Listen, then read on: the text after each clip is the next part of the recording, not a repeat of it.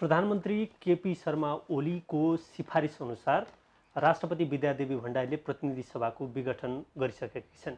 यसबीचमा राजनैतिक शून्यता, एक किसिमको राजनैतिक शून्यताको अवस्था सिर्जना भएको छ र धेरैको चासो अब राजनैतिक रूपमा के हुन्छ, कसरी अगाडि बढ्छ, यो नेकपाको भविष्य के होला वा भनौँ नेपालमा कम्युनिस्ट पार्टीको भविष्य के होला भन्ने खालका जिज्ञासा धेरैको मनमा छ।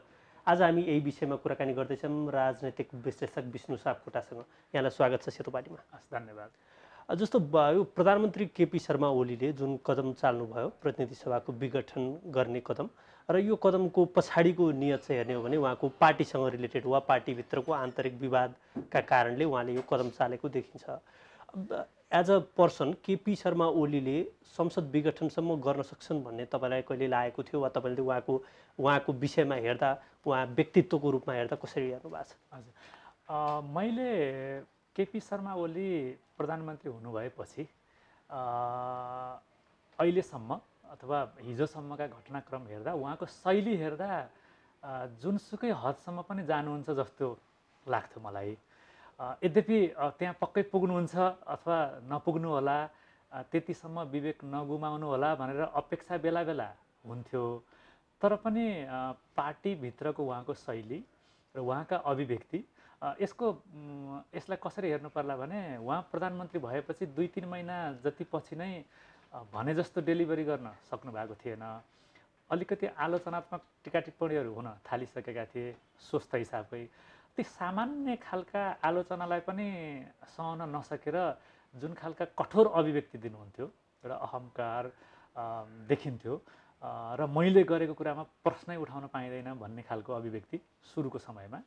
त्यसपछि जति महिना बित्दै गए, वर्ष बित्दै गए, सरकारले अपेक्षाअनुसार काम गर्न सकेन। ती सबै आलोचना अनि पार्टीभित्रै उठेका विवादमा उहाँले गरेका रेस्पोन्स जुन थिए, त्यो शैली हेर्दा उहाँ जुन हदमा पनि जान सक्नुहुन्छ भन्ने देखिन्थ्यो। अब यसलाई जति पहिला गएर पनि हेर्न सकिन्छ। एमाले भित्र केपी ओलीको उदय कसरी भयो भन्ने सन्दर्भमा पनि जोडिन्छ। त्यति बेला माओवादीलाई हेर्ने दृष्टिकोणमा, माओवादी जनयुद्धलाई, माओवादीका एजेन्डालाई हेर्न पनि उग्र जुन उहाँको अभिमत थियो, सायद त्यसैले गर्दा अलिकति लोकप्रिय पनि हुनुभयो। तपाईँले सोधेको प्रश्नमा उहाँको विगतदेखिकै शैली र यो सरकार प्रमुख भएपछिका विभिन्न अभिव्यक्ति र शैली हेर्दा मेरो लागि त्यति धेरै अनपेक्षित थिएन। वा ढिलो चाँडो यो यहाँसम्म पुग्न सक्नुहुन्छ भन्ने तपाईँलाई पनि लागेको थियो। हजुर, अब पार्टीभित्र उहाँले चाहे अनुसार नियन्त्रण गर्न सक्ने स्थितिमा भएको भए यहाँ पुग्नुहुन्थेन। जब आफूले नेकपाको अध्यक्ष र प्रधानमन्त्री एक वा दुवै पद गुमाउनु पर्ने स्थितिमा पुगेको खण्डमा जुन हदमा पनि जानुहुन्छ भन्ने लाग्थ्यो।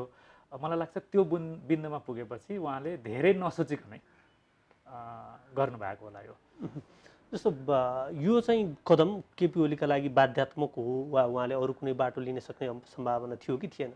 कस्तो थियो तपाईँले? यो उहाँको लागि बाध्यात्मक होइन। यो उहाँको अहङ्कारबाट, उहाँको व्यक्तित्वको कमजोरीबाट, उहाँको गैर जिम्मेवारीपनको कारणले यसो गर्नुभएको हो। किनभने आफू पार्टीमा अल्पमतमा परेको भए पनि पार्टीभित्रैबाट अर्को प्रधानमन्त्रीको निकास दिन सकिन्थ्यो। त्यसमाथि प्रधानमन्त्री पद उहाँले राखिराख्न पाउने विकल्प पार्टीभित्रै थियो। उहाँले नेकपाको अध्यक्ष पद एउटा पद छाडेको भए पनि हुन्थ्यो। हामीले विगत केही महिनाका, हप्ताका घटनाक्रम हेरौँ नेकपाभित्रको, पार्टीमा अल्पमतमा पर्नुभएको प्रष्ट थियो सबैतिर। सचिवालय, स्थायी समितिदेखि केन्द्रीय कमिटीमा, संसदीय दलमा पनि सायद उहाँको बहुमत नभएको स्थिति थियो। त्यस्तो स्थितिमा पनि उहाँले पार्टी अध्यक्षबाट राजीनामा दिँदाखेरि प्रधानमन्त्री कायम रहिराख्न सक्ने स्थिति एउटा विकल्प थियो। अथवा दुवै पद उहाँले गुमाउनु पर्ने भयो भने पनि नेकपाको प्रधानमन्त्री त निरन्तर हुन्थ्यो नि। त्यसले गर्दा देशको लागि, देशको आवश्यकता, जनताको अपेक्षाको हिसाबमा यो बाध्यकारी छँदै थिएन। केपी ओलीको अहङ्कार तुष्टिको लागि बाध्यकारी हो। त्यसकारण यो हिजोको कदम, संसद विघटन गर्ने कदमलाई जसले बाध्यकारी भनेर व्याख्या गर्ने कोसिस गर्नुभएको छ, त्यो केपी ओलीको अहङ्कारको लागि बाध्यता थियो। देशको लागि, नेकपाको लागि संविधानको हिसाबमा त गैर संवैधानिक भइ नै हाल्यो र उहाँको व्यक्तिगत अहम तुष्टिको लागि बाहेक कुनै पनि बाध्यात्मक परिस्थिति थिएन। बाबा सनफ्लावर ओइल, शुद्धता यसमै भेटिन्छ। नेकपाकै ओली पक्षका नेताहरूले चाहिँ उहाँलाई सरकारमा काम गर्न दिएन, सुरुदेखि असहयोग भयो होइन त भनेर भनियो। सुरुवातमा पार्टी एकताका कारणले भनेर भनियो, पछि चाहिँ सरकारका काममा हरेक ठाउँमा अङ्कुश लाउन खोजेका कारण यो चाहिँ बाध्यकारी हो भनेर भनिएको थियो। तपाईँले चाहिँ राजनीतिक विश्लेषण गर्दाखेरि चाहिँ यो नेकपाको दुईटा पार्टी एकतै हुँदाखेरि नै यो टाँसिएको हो, यो चाहिँ एकता भन्दा पनि यो टाँसिएको रूपमा तपाईँले व्याख्या गर्नुभएको थियो। अहिले चाहिँ हेर्दाखेरि त्यो पार्टी एकता नै राम्रोसँग नभएको कारणले यो अवस्थामा आइपुग्या हो कि कसरी हेर्नुहुन्छ? हजुर, यो एकता नितान्त कृत्रिम थियो, यो आवश्यकताले गराएको एकता थियो। अब हुन त अब 3 वर्ष मात्रै भयो, तैपनि अब धेरैको स्मृतिमा ताजा नै हुनुपर्छ कि त्यतिखेर माओवादी एक्लै चुनावमा गएको भए सानो तेस्रो पार्टी हुनेवाला थियो र एमाले र काङ्ग्रेसको प्रतिस्पर्धा हुनेवाला थियो। त्यसले गर्दा सरकारको नेतृत्वमा पुग्नको लागि केपी ओली माओवादीसँग मिल्नै पर्ने थियो र प्रचण्डको दुविधा काङ्ग्रेससँग समीकरण गर्ने कि एमालेसँग भन्ने थियो। अब माओवादी र काङ्ग्रेसको समीकरण अलि अप्राकृतिक जस्तो देखिन्थ्यो, सैद्धान्तिक रूपमा अब दुईटा विपरीत ध्रुव। त्यसले गर्दा चुनावी समीकरणको आवश्यकताबाट सिर्जना भयो, त्यसलाई उत्साही भएर पार्टी एकतासम्म पुर्याएको थियो। यो त अब सबैले देखेको कुरा भयो। अब एकता कृत्रिम थियो भन्ने मलाई किन सुरुदेखि लाग्यो र यो महाधिवेशनसम्म पुग्दैन भनेर त धेरैले हामीले टिप्पणी गरेकै थियौँ। त्यसको पछाडि आधार थिए के भने, एक त एमाले भित्र खास गरी केपी ओलीले माओवादी जनयुद्धलाई, माओवादी आन्दोलनलाई, त्यसको विरासतलाई हेर्ने दृष्टिकोण कहिल्यै पनि सकारात्मक सम्मानजनक थिएन र माओवादी नेतृत्वले पनि एमाले त्यसमा पनि केपी ओलीको जुन विचारधारा भनौँ समकालीन राजनीतिमा उहाँका दृष्टिकोणसँग एकदमै धेरै बेमेल थिए। यसको अर्थ के भने, छोटकरीमा भन्दा नेतृत्वको एकअर्काप्रति सम्मान थिएन। जब सम्मान हुँदैन भने मिल्न सक्ने स्थिति धेरै हुँदैन। एक दोस्रो, जति पनि समकालीन मुद्दामा राजनीतिक दृष्टिकोणका बेमेल थिए ती सबैलाई कार्पेट मुनि राखेर एकतामा गएको स्थिति थियो र जो एकता घोषणा हुने बेलादेखि नै त्यो कहिल्यै पनि त्यो नजिक पनि पुगेन। जब त्यो आलो पालोको सहमतिको कारणले गर्दा प्रचण्ड प्रधानमन्त्री हुने बेला आयो अथवा फेर्ने बेला आयो, त्यो प्रस्फुटन हुँदै गयो र अब अहिलेको बिन्दुमा पुगियो। तर यो एकता एकदम जबरजस्ती थोपरिएको थियो। पार्टी कार्यकर्तालाई, कति शुभचिन्तकलाई एकता हो भन्ने विश्वास लाग्यो होला, धेरैले आशा गरेका थिए होलान्। त्यो कुरालाई त अन्यथा भन्न मिलेन। तर नेतृत्वको तहको एकता कृत्रिम थियो, जुन कुनै पनि बेलामा भताभुङ्ग त हुने नै वाला थियो। तर त्यो भताभुङ्ग हुनको लागि, नेकपा फुट्नको लागि देशले यो मूल्य चुकाउनु पर्दैन थियो। संसदको विघटन गर्नु आवश्यक थिएन। नेकपा फुट्ने कुरा दुर्भाग्यपूर्ण हुन्थ्यो होला होइन, खास गरी शुभचिन्तकको लागि, देशकै लागि पनि ठुलो पार्टी फुट्नु नराम्रो हुन्थ्यो होला। तर नेकपा भित्रका निश्चित व्यक्तित्व, खास गरी प्रधानमन्त्रीको अहमको लागि संसदलाई नै दुर्घटनामा लैजानु त्यो झन् ठुलो दुर्भाग्यको कुरा हो। जस्तो प्रधानमन्त्री ओलीले चाहिँ यो संसद विघटनको जुन भनौँ न एक किसिमले भन्यो भने असंवैधानिक कदम नै, संविधानमा स्पष्ट व्यवस्थै छैन भनौँ न, संसद विघटनको परिकल्पना हाम्रो संविधानले गरेकै छैन। यस्तो अवस्थामा संसद विघटन गरेर चाहिँ खास के कुनै मेसेज दिन खोजेको हो वा केही इङ्गित गर्न खोजेको हो, तपाईँले कसरी हेर्नुहुन्छ? उहाँले मेसेज दिन खोजेको भन्दा पनि यदि म छैन भने यो सम्पूर्ण राजनीतिक प्रबन्ध जतासुकै जाओस् मलाई केही पनि मतलब छैन भन्ने भयो। यसले गर्दा के देखियो भने उहाँ कतिसम्म गैर जिम्मेवार हुनुहुँदो रहेछ भन्ने एउटा। दोस्रो, त्यो 3 वर्ष पहिलादेखि यो सारा स्थायित्वको, समृद्धिको नारा कति खोक्रो रहेछ, कृत्रिम रहेछ भन्ने आफैले प्रमाणित गर्नुभयो। र अहिले मेसेज दिन खोजेको भन्दा पनि के होला भने अब म कुन हदसम्म जान सक्छु भन्ने देखाउनु भयो। तर त्यो एउटा व्यक्तिले त्यो हदसम्म जान खोजेको देखाएर यसले देशको लागि, अब नयाँ संविधानको कार्यान्वयनको लागि यो सम्पूर्ण राजनीतिक प्रबन्ध छ, त्यत्रो ठुलो राजनीतिक अस्थिरतापछि होइन, शान्ति प्रक्रियालाई सम्बोधन गर्न बनेको नयाँ संविधान को कार्यान्वयन, यो सबैमा प्रश्न उठ्ने जुन कदम उहाँले चाल्नुभयो, मलाई लाग्छ यो इतिहासमा सबैभन्दा बढी गैर जिम्मेवारपूर्ण घटनाको रूपमा यसलाई हेरिन्छ। र कतिपयले 51 सालको मध्यावधि निर्वाचनको सिफारिस गिरिजाप्रसाद कोइरालाले गर्नुभएकोसँग तुलना गर्छन्। एक त त्यो संवैधानिक रूपमा मिल्दैन, त्यतिखेरको संवैधानिक प्रावधान फरक थियो, यद्यपि त्यो पनि अलोकप्रिय थियो, आवश्यक थिएन होला, नयाँ संविधानको प्रावधान नै फरक छ। दोस्रो शेरबहादुर देउवाले गर्नुभएको विघटनले त सम्पूर्ण कोर्सलाई कहाँ लगेर आखिर शासन सत्ता नै राजाको हातमा पुर्यायो भन्ने देखि नै हाल्यो।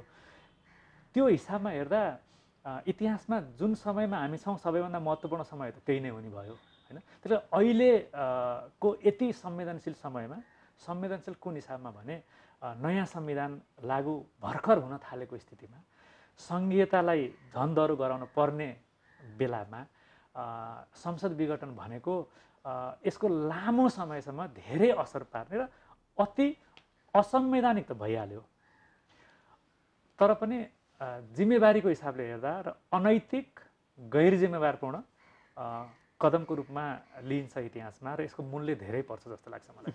जस्तो राष्ट्रपतिले चाहिँ प्रधानमन्त्रीले सिफारिस गरे लगत्तै द्रुत गतिमा चाहिँ त्यसलाई चाहिँ सधैँ जारी गर्ने गर्नुभएको छ होइन। संवैधानिक हिसाबले राष्ट्रपतिले रोक्न मिल्ला नमिल्ला होइन, त्यसको प्रबन्ध संविधानको प्रबन्धहरू छन्, तर राष्ट्रपतिले चाहिँ प्रधानमन्त्रीको कदममा चाहिँ एकदमै धेरै साथ दिएको जस्तो देखिन्छ। तपाईँले राष्ट्रपतिको भूमिका चाहिँ के देख्नु भएको छ यसमा? राष्ट्रपतिको भूमिकालाई कसरी विश्लेषण गर्नुहुन्छ? राष्ट्रपतिको भूमिका पनि यो विगतका नजिरहरू हेर्दा केपी ओलीले पठाउनुभएका कुनै पनि अध्यादेश र कुनै पनि विवादास्पद कुराहरूमा जसरी उहाँले आँखा चिम्लेर साधारण परामर्शको नाटक समेत नगरी लालमोहर लगाउनु भएको थियो। मैले हिजो संसद पुनर्स्थापनाको सिफारिस भयो, यसरी विघटनको सिफारिस भयो भन्ने समाचार आएपछि धेरैले राष्ट्रपतिले रोक्नुहोला, छलफल गर्नुहोला भन्नुभएको थियो। मलाई चाहिँ त्यस्तो लागेको थिएन, किनभने एक त केपी ओलीले राष्ट्रपतिसँग पहिला सल्लाह नगरी सायद सिफारिसै गर्नुभएको थिएन होला, र राष्ट्रपतिको प्रमुख चिन्ता भनेको केपी ओलीको राजनीतिक भविष्य अथवा उहाँको अहमसँग जोडिएको कुरा छ। राष्ट्रपतिको भूमिकामा त उहाँ पहिला पनि चुक्नु भएकै थियो र अहिले त्यसको अब पराकाष्ठ सबैभन्दा महँगो चुकाइ हिजो देखाउनु भयो। यद्यपि के हुनु पर्थ्यो भन्ने आफ्नो ठाउँमा छ, तर राष्ट्रपतिले लालमोहर लगाउनु मेरो लागि आश्चर्यको विषय थिएन। मैले बुझेअनुसार उहाँले अहिले केपी ओलीले सिफारिस गरेपछि उहाँले गर्नुहुन्छ नै भन्ने जस्तो लाग्थ्यो, उहाँबाट मलाई अपेक्षा थिएन। जस्तो तपाईँले लेख्नु पनि भएको छ होइन, प्रधानमन्त्री केपी शर्मा ओलीले चाहिँ बाँकी सबलाई नालायक भनेर सोच्नुहुन्छ होइन, अरू सबै नालायक हुन्, यो नेतृत्व गर्ने मैले हो। अझ भन्दाखेरि उहाँको पार्टीभित्र पनि वा उहाँको समूह जुन छ होइन, नेकपाभित्र अहिलेसम्म फुटि नसके भएको हिसाबले जुन समूह छ उहाँभित्र पनि एउटा आलोचनात्मक चेत वा अरू प्रतिवाद गर्ने मान्छेहरू नहुँदाखेरि चाहिँ प्रधानमन्त्री ओली यसरी आफ्नो एकलौटी ढङ्गले अघि बढ्नु भयो हो। तपाईँले उहाँका नजिकका जो व्यक्तिहरू हुनुहुन्थ्यो, कतिपय अब अलि शालीन खालको छवि भएका व्यक्तित्वहरू पनि हुनुहुन्छ, सबैलाई के हुँदो रहेछ भने अलिकति कोसिस गर्नुभयो होला आफ्नो ठाउँमा, तर जब केपी ओलीले आफ्नो अडानबाट पछि नहट्ने स्थिति भयो त्यसपछि आफ्नो राजनीतिक भविष्य मात्रै हेरेको देखियो। त्यहाँ कुनै सैद्धान्तिक कुरा, कुनै मूल्य मान्यताको कुरा, राजनीतिबाटै म अवकाश लिन्छु पनि त भन्न सकिन्थ्यो। देशको लागि यति दूरगामी महत्त्वको यत्रो ठुलो दुर्घटनातर्फ जानुभन्दा अगाडि, तर म कता लाग्ने, मेरो भविष्य के हुन्छ भन्नेबाटै प्रेरित भएको देखियो र उहाँलाई रोक्न सक्ने कोही पनि देखिएन। सबैभन्दा दुर्भाग्यको कुरा फेरि पनि राष्ट्रपतिसँग जोडिन्छ। राष्ट्रपति भइसकेको व्यक्तिले त अब गुमाउनु पर्ने अथवा प्राप्त गर्नुपर्ने थप केही थिएन नि राजनीतिक रूपमा। यद्यपि मैले अघि भने उहाँबाट अपेक्षा त थिएन, तर उहाँको असंवैधानिक कुरालाई रोक्नु पर्ने र सक्ने उहाँले थियो, तर उहाँले त रोक्नु पर्छ कि भनेर एकैछिन अडिएर सोच्न पनि नसोचिकन जे आउँछ त्यसलाई नै लालमोहर लगाउने नै मनस्थितिमा देखिनुभयो, जुन अरू उहाँका केपी ओलीका सहयोगी राजनीतिज्ञको भन्दा पनि राष्ट्रपतिको भूमिका त्यस हिसाबमा बढी देशको लागि दुर्भाग्यपूर्ण हो। जस्तो अब धेरै मान्छेलाई चाहिँ के छ भने अब यो नेकपा तपाईँहरूले त विश्लेषण गरिरहनु भएको थियो, मान्छेहरूले पढि पनि रहेको थिए, यो नेकपा ढिलो चाँडो फुट्छ भन्ने नै थियो अझ होइन। यसमा त किनभने जुन प्राकृतिक रूप देखिँदैन थियो होइन एकतामा, त्यो हिसाबले पनि अब तर मान्छेहरूलाई के थियो भने कतै मिल्ने चान्सेस थियो कि बाँकी थियो कि त्यो काम चाहिँ माधव नेपालले गर्छन् कि पार्टी जोगाउनका लागि भन्ने, किनभने नेकपामा त तीनतिरको शक्ति सन्तुलन थियो, माधव नेपाल, प्रचण्ड र केपी ओली थिए। यो माधव नेपालको भूमिका चाहिँ तपाईँले के देख्नुहुन्छ यो अहिलेको गणितमा नेकपाभित्र?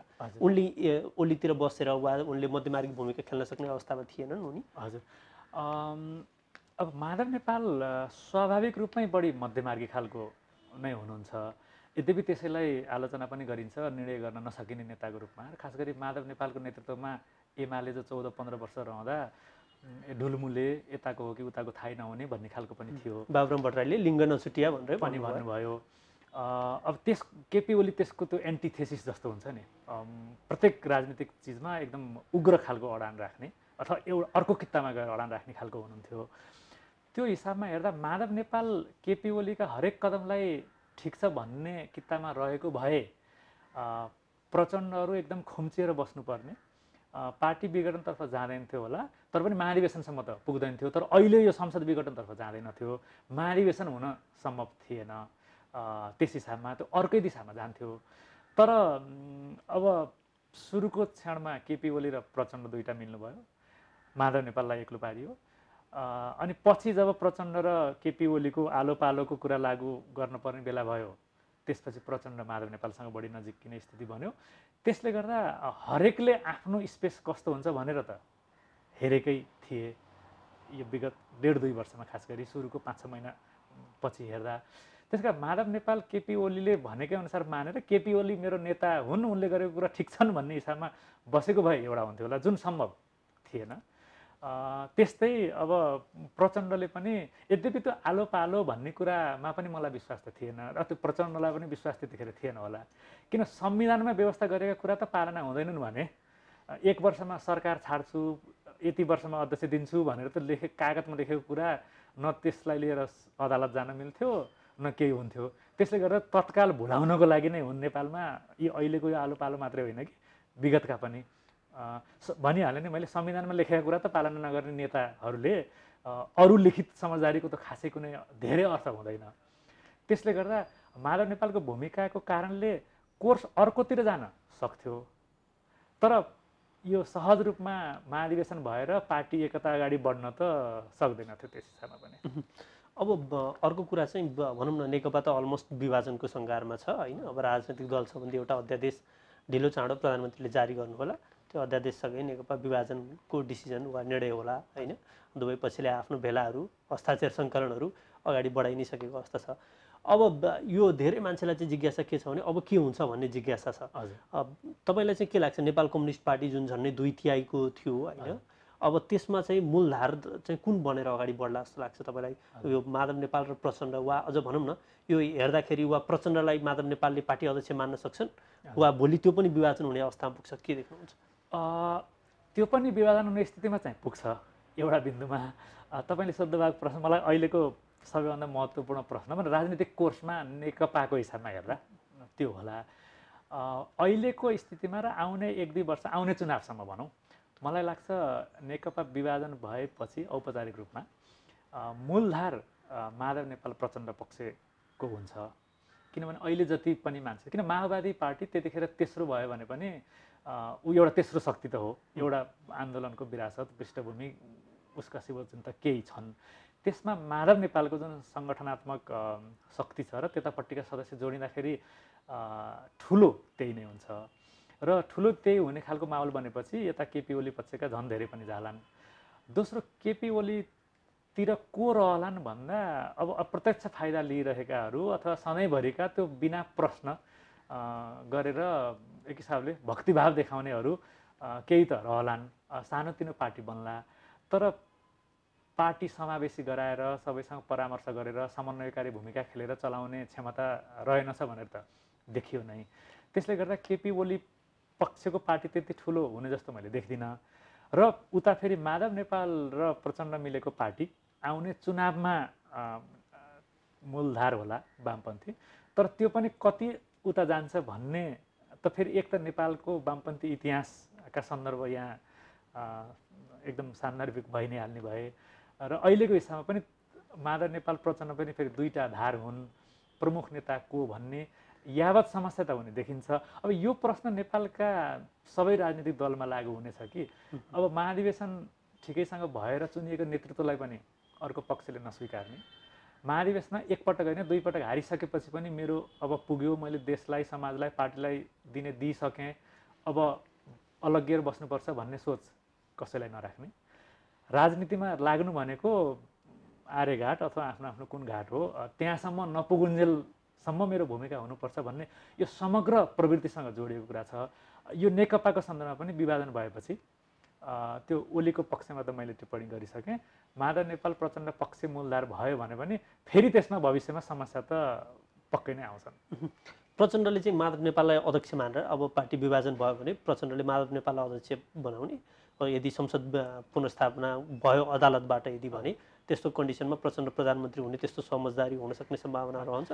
अहिले व्यवहारिक हिसाबमा हेर्दा त्यही नै परिदृश्य देखिन्छ।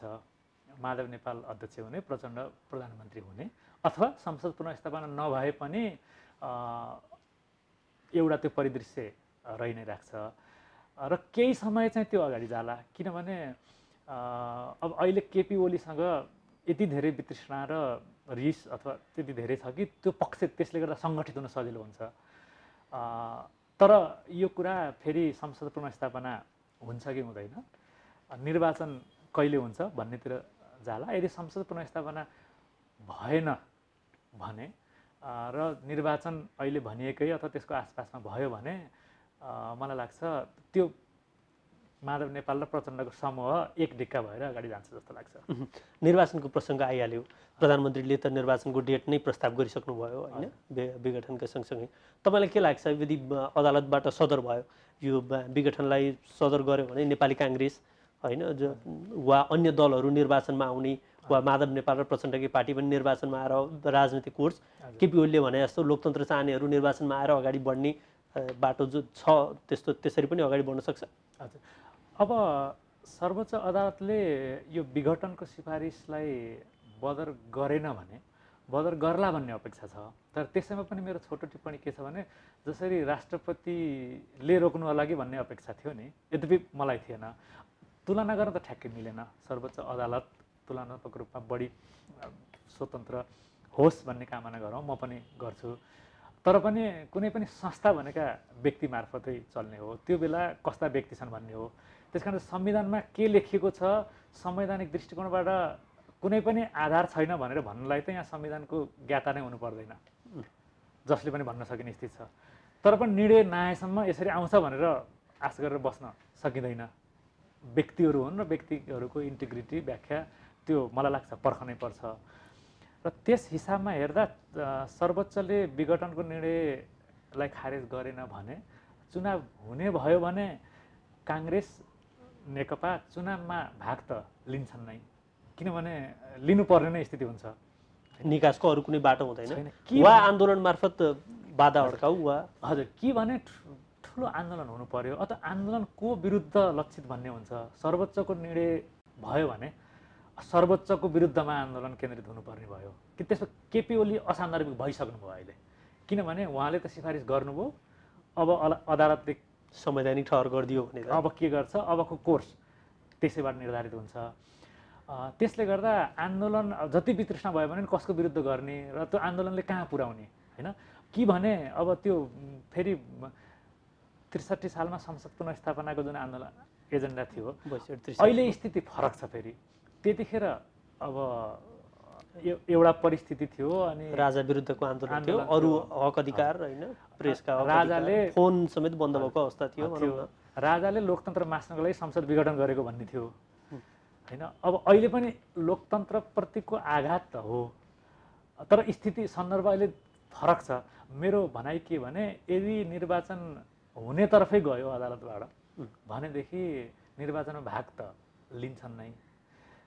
तर अब यो यति असंवैधानिक कुरा हो र अब सम्पूर्ण संविधानको मर्म। तर त्यसबिचमा मलाई लाग्छ त्यति सरल र सपाट नहोला कोर्स, किनभने एक त त्यो भनिएको मितिमा निर्वाचन गराउने कुरामै मानव अदालतले विघटनलाई खारेज गरेन भने पनि निर्वाचन भनिएको समयमा गराइन्छ कि गराइँदैन भन्ने एउटा प्रश्न छ।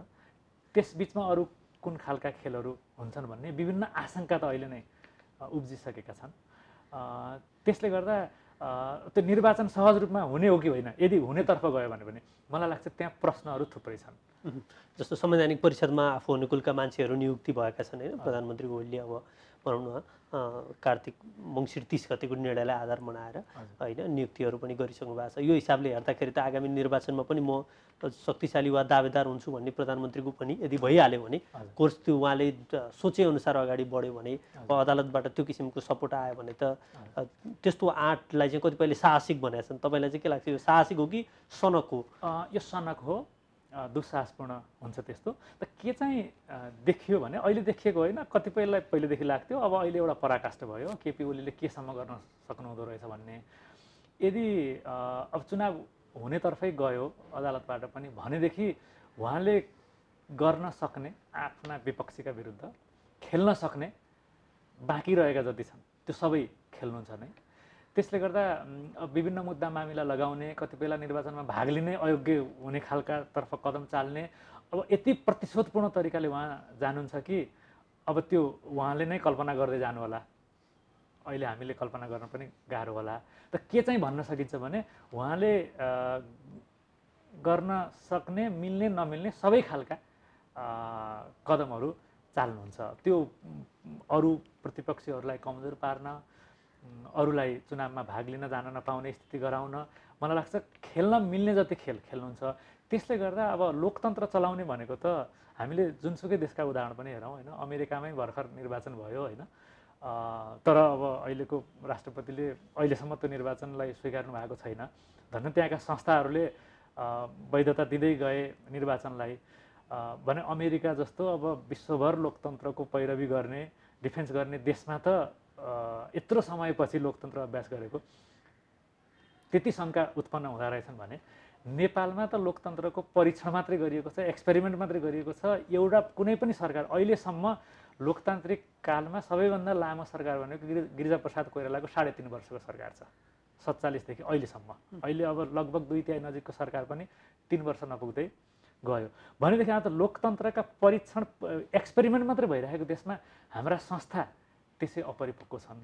अब संस्थामा हुने नियुक्ति राजनीतिक प्रक्रियाबाट हो, नियुक्त गर्ने राजनीतिक व्यक्तिहरूले नै हो, सरकारले गरे पनि राजनीतिक हुन्छ। तर त्यो पदमा गएपछि त्यो पदीय गरिमा, आचरण, नैतिकता त्यसमा अडिने एकदम कम छन्। कोही पनि छैन भन्ने होइन, बेला बेलामा मान्छे धेरै चुकेका छन्। त्यसले गर्दा अब धेरै कुरा हाम्रा राष्ट्रिय संस्था, खास गरी सर्वोच्च अदालत तर्फ बढी जान्छ। अब अख्तियारको त पुरानो स्थिति देखिएकै छ। अहिलेको जुन खालका नयाँ नियुक्तिका कुराहरू आएका छन् त्यो स्वतः एउटा सरकारले प्रयोग गर्नलाई एउटा अस्त्रको रूपमा अगाडि बढेको जस्तो देखिन्छ। अब निर्वाचन आयोग पनि कति स्वायत्त हुन्छ, त्यहाँ पनि कसका मान्छेहरू नियुक्त भएका छन्, त्यो धेरै अपेक्षा स्वतन्त्रताको, निरपेक्षताको गर्ने ठाउँ देखिँदैन। अब सर्वोच्च अदालत एक त भूमिका पनि सबैभन्दा महत्त्वपूर्ण अहिले उसको छ र अलि बढी आशा पनि त्यहाँ गर्न सकिन्छ कि अझै भन्ने लाग्छ। हामी अन्तिममा हामी दुईवटा कुरा चाहिँ म हजुरलाई सोधौँ भनेर, जस्तो एउटा चाहिँ नेपालमा राजनैतिक स्थिरता भनौँ न, सबैले नारा अघिल्लोचोटि अब 2/3 झन्डै 2/3 सरकार बन्दा पनि स्थिरता नहुने रहेछ नि त। यसको पछाडिको कारण चाहिँ हाम्रो राजनीतिक नेतृत्व हो कि नेपाली समाजको मनोविज्ञान नै त्यही किसिमको छ, छिटो छिटो परिवर्तन चाहने वा त्यस्तो मनोविज्ञानले पनि केन्द्रित गराएको हो कि वा हाम्रो नेताहरूको बढी महत्त्वाकांक्षा र आकाङ्क्षाले चाहिँ यो स्थायित्वमा बढी असर पारेको हो? हजुर, यो प्रश्न जति महत्त्वपूर्ण छ त्यति जटिल पनि छ। त्यति सहजै उत्तर भन्न कसैलाई पनि गाह्रो छ जस्तो लाग्छ मलाई। एक त समाजको मनोविज्ञान र नेतृत्वको मनोविज्ञान फरक हुने हो कि जस्तो समाज छ त्यस्तै नेतृत्व हुने हो कि नेतृत्वले समाजलाई दिशानिर्देश गर्न सक्नुपर्ने हो। त्यसले गर्दा जनता नै यस्तै, समाज नै यस्तै भन्नु त मिल्दैन। त्यसो भए नेता किन चाहियो, राजनीतिक सिद्धान्त विचार किन चाहियो? त्यो सिद्धान्तले डोर्याउने हो, जनताहरूलाई बुझाउने काम पनि नेतृत्वको हो। त्यसमा हाम्रो नेतृत्व त चुकेकै छ। त के देखियो भने एउटा जेनेरेसनमा राजनीतिक सिद्धान्तको लागि, आदर्शको लागि लडेको, कुर्बानी गरेको, त्याग तपस्या गरेको फेरि यथार्थ हो। अहिलेको जुन राजनीतिक पङ्क्ति छ त्यही बलिदानी सङ्घर्ष गरेरै आएको हो। तर त्यो सङ्घर्ष गरेर जब आफू शासन सत्तामा पुग्ने बेला हुन्छ त्यसपछि यसरी यस्तो प्रवृत्तिमा उनीहरू लगभग सबै सामेल हुन्छन् कि त्यो पहिला बलिदान गरेका यिनै व्यक्ति हुन् र भनेर प्रश्न गर्नुपर्ने जस्तो, अथवा यिनीहरूले के को लागि बलिदान गरेका रहेछन् त, त्यतिखेर शासन सत्तामा भएको ठाउँमा आफू नभएको कारणले मात्रै बलिदान गरेका रहेछन् कि भन्ने प्रश्न देखिन्छ। र यसलाई हाम्रा राजनीतिक दलहरू लोकतान्त्रिक संस्थाको रूपमा जसरी विकसित हुनुपर्ने त्यसरी भएका छैनन्। समयमा महाधिवेशन भएर नेतृत्व चयन हुने र नयाँ नेतृत्वलाई पुरै विश्वास गर्ने, अरूले छाड्ने परिपाटी बन्नै सकेन। त्यसको परिणाम एउटा हो। र अर्को हाम्रा राष्ट्रिय संस्थाहरू, लोकतान्त्रिक संस्थाहरू, अदालत, अख्तियार, निर्वाचन आयोगदेखि यी संस्थाहरू पनि हुनुपर्ने जति परिपक्व, स्वतन्त्र भइसकेका छैनन्। त्यसले गर्दा जुन समग्रमा राजनीति जति सग्लो हुँदै जानुपर्ने र लोकतान्त्रिक अभ्यास परिपक्व र सुसंस्कृत हुँदै जानुपर्ने हो, त्यसैमा भएका सबै कमजोरीको कारणले गर्दा यो संविधानमा गरिएका प्रबन्ध पनि लागू हुन नसक्ने, संविधान जति राम्रो गराइएको छ भने पनि त्यसलाई त्यो बनाउनेहरूबाटै चुनौती हुने, र त्यो चुनौतीमा साझेदार, मतियार धेरै संस्थाहरू हुने। जस्तो अहिले प्रधानमन्त्री राष्ट्रपतिको जुन साझेदारी देखियो यो असंवैधानिक कुरामा, यी कुराले गर्दा त्यो अझै पनि भविष्यसम्म यस्तै अस्थिरता रहिराख्ने हो कि भन्ने आशंका अहिलेको घटनाले गर्दा झन् बढी मजबुत भएको जस्तो लाग्छ।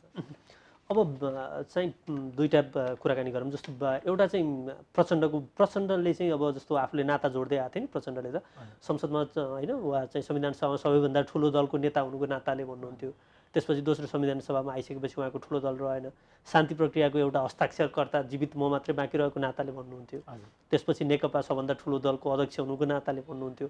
अब उहाँको त नाता गाँच्ने ठाउँ पनि झन्डै झन्डै सकियो होला।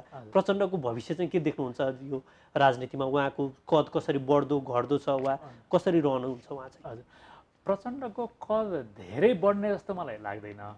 उहाँको नेपाली राजनीतिको विरासत भनेको अब कतिपयलाई मनै नपर्ने, कतिपयलाई आदर्श लाग्ने भनेको माओवादी जनयुद्धको उहाँ नायक हो। देशलाई गणतन्त्रमा पुर्याउनमा प्रमुख भूमिका खेल्ने, कतिपयलाई प्रमुख उहाँ लाग्ला, कतिपयलाई त्यतिखेर गिरिजाप्रसाद कोइराला र प्रचण्ड सँगसँगै लाग्ला, कतिपयले विदेशी षड्यन्त्र देख्ने पनि छन्। जे होस्, नेपाल गणतन्त्रमा पुर्याउनुमा उहाँ नायक मध्येको एक हो, स्टेक होल्डर, प्रमुख स्टेक होल्डर हो। र संविधान सभाको चुनाव मार्फत नयाँ संविधानको यो सङ्घीयता देखि जति पनि समावेशी एजेन्डा कम्तीमा संविधानमा लेखिएका छन् त्यसको एउटा प्रमुख पात्र हो। मलाई लाग्छ त्यहाँभन्दा उहाँको विरासत बढ्नेवाला छैन। अब यो नेकपाको एकता नभएको भए उहाँ उही तेस्रो पार्टी जो पहिला हुनुहुन्थ्यो त्यस्तै एउटा पात्र मध्ये, 3-4वटा महत्त्वपूर्ण मध्ये रहनुहुन्थ्यो होला। अब नयाँ पार्टी जसरी बन्छ अथवा नेकपा जति बाँकी रहेर अगाडि जान्छ त्यसमा पनि दुईटा प्रमुख नेता मध्ये एउटा त रहनुहुन्छ।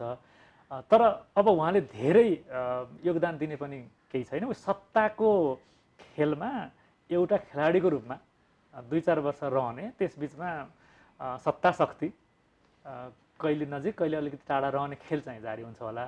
तर अब राजनीतिबाट उहाँबाट अरू धेरै अपेक्षा गर्ने चाहिँ छैन। अब मैले अघि दुईटा प्रश्न भनेको थिएँ। यो एउटा चाहिँ धेरै मान्छेले चाहिँ अहिले प्रधानमन्त्रीको जुन संसद विघटनको कदम छ त्यसलाई चाहिँ राजा ज्ञानेन्द्रसँग तुलना गरेका छन्। तपाईँले चाहिँ के देख्नुहुन्छ? राजा ज्ञानेन्द्रकै शैली अपनाएको हो राष्ट्रपति प्रधानमन्त्रीले? हजुर, शैलीको हिसाबमा केही कुरा मिल्यो, तर मलाई पुरै तुलना गर्नु त्यति ठिक होइन कि जस्तो लाग्छ।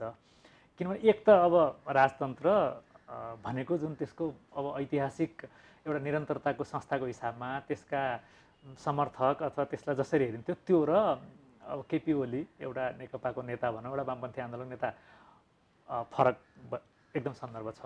र अर्को कतिपयले यो प्रसङ्गलाई यो हिन्दूवादी आन्दोलन उठेको, राजावादीहरू सडकमा आएको कुरासँग पनि जोडेर कतै त्यही चाल अन्तर्गत त होइन भन्ने पनि टिका टिप्पणी सुरु भएका छन्। अब ती अरू विभिन्न कुराहरू त्यसमा जोडिन आउन सक्छन्। घटनाक्रम अगाडि बढ्दै जाँदा र केपी ओली अब त एउटा कमजोर पात्रको रूपमा पुगिसक्नु भएको छ भने उहाँ पनि अब त्यो हताश भइसकेपछि कोसँग मिल्दा ठिक हुन्छ अथवा अलिकति स्पेस बच्छ भनेर जता पनि लहसिन जान खोज्ने अथवा विदेशी शक्ति केन्द्रहरूले कता उकास्छन्, यी सम्भावना चाहिँ रहने भए। तर पनि मलाई लाग्छ अब ज्ञानेन्द्रले गरेकै कुरासँग भाषा चाहिँ मिल्यो। जस्तै उहाँले लोकतन्त्रमा विश्वास गर्ने, चुनावमा जान डराउनु हुँदैन भनेर। चुनावमा नजाने त कसले भन्छ र? कुनै पनि तानाशाहले पनि भन्दैन, लोकतान्त्रिकले भन्ने कुरै भएन। त्यसको अर्थ एक वर्षमा चुनाव गर्ने त, अथवा संवैधानिक हिसाबमा जानुपर्ने कि नपर्ने यावत प्रश्न छन्। त्यस कारण कतिपय भाषा र शैलीले गर्दा धेरै मान्छेलाई बाध्य बनाएर त्यो तुलनामा पनि पुर्याएको होला, तर मलाई लाग्छ सन्दर्भ अलिक फरक छ। अन्तिममा चाहिँ अब यो राजनीतिक कोर्स चाहिँ वा भनौँ न नेकपाको जुन विवाद छ त्यो त संसदमा बोकाइयो होइन, संसदलाई भारीको रूपमा बोकाइयो। अब त्यसले छिटो ढिलो निकास पाउला, सर्वोच्चले निकास दिला होइन, अरू बाटो त्यो त संवैधानिक बाटो भयो। अब राजनीतिक भविष्य वा यो अबको बाटो चाहिँ के होला भन्ने मान्छेलाई धेरै चासो छ। अब नेकपा के होला होइन, यो नेपाल चाहिँ सधैँ यस्तै रहिरहने हो कि अस्थिरता रहिरहने हो कि भन्नेलाई धेरैको क्वेसन छ। तपाईँ चाहिँ के देख्नुहुन्छ यो खालको सङ्कटको अवस्था चाहिँ कति समय रहला, कसरी निकास पाउला भनेर? हजुर, सङ्कट सुरु भइसक्यो। यो सङ्कट निरन्तरतामै जान्छ केही समयको लागि। केही समय भनेर भन्दा अमूर्त होला। पहिलो त अब सर्वोच्च अदालतले संसद पुनर्स्थापना गर्छ कि यो विघटनलाई नै सदर गर्छ भन्ने पहिलो महत्त्वपूर्ण प्रश्न त्यो हो। र संसद विघटनको निर्णय फिर्ता भयो, अदालतबाट खारेज भयो भने पनि नेकपा त अब आजभोलि अझै फुटि नै सकेको छ व्यवहारमा। त्यो अर्को पार्टी कागजी काम बाँकी भयो होइन। त्यस कारण ती पार्टीका संरचनाको कति कता भन्ने मात्रै कुरा हो। त्यही अस्थिरता सुरु त भइ नै सक्यो। अब संसद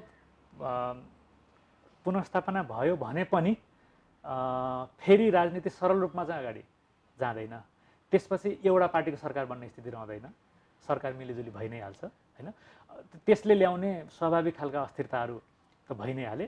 तर यो बिचमा यो घटनाक्रम र आशंका यति धेरै छन् कि अब सबैभन्दा नराम्रो भइ नै सक्यो, दुर्घटना भइ नै सक्यो। अब यसलाई अलिकति सच्याउन सकिने भनेको सर्वोच्च अदालतबाट संसद पुनर्स्थापना गरेर हो। र त्यसो गरियो भने पनि त्यो बिग्रेको कुरा पुरै ट्र्याकमा आउन त टाइम लाग्छ र अस्थिरतातर्फ त गयो नै।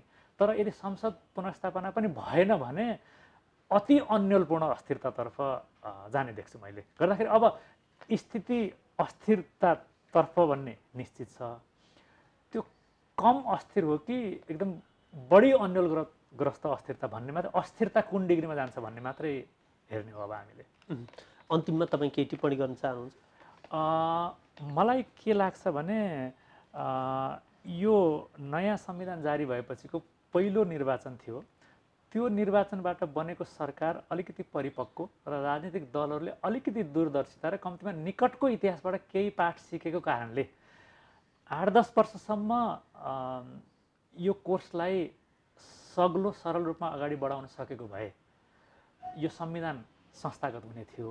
त्यसमा सरकार परिवर्तन हुने कुरो त्यति धेरै ठुलो हुने थिएन। यो सरकारको निरन्तरतालाई मात्रै मैले स्थिरता भनेको होइन। संसदीय अभ्यासमै अल्पमतमा परेको प्रधानमन्त्रीले राजीनामा दिएर पार्टीभित्रबाटै अर्को निकास दिएर अर्को प्रधानमन्त्री हुने कुरो त्यति ठुलो अस्थिरताको कुरा हुने थिएन। तर त्यो अति ठुलो ऐतिहासिक एउटा जिम्मेवारी जुन थियो त्यसबाट अहिलेको सरकार खास गरी केपी ओली नेतृत्व चुकेको छ।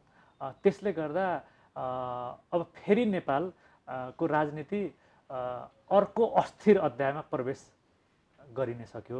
अब यसमा यो ड्यामेज कति कन्ट्रोल हुन सक्ला, कति यसलाई सम्बोधन गरेर क्षति कम गर्ने होला भन्ने बाटो मात्रै बाँकी रहेको देखिन्छ अब।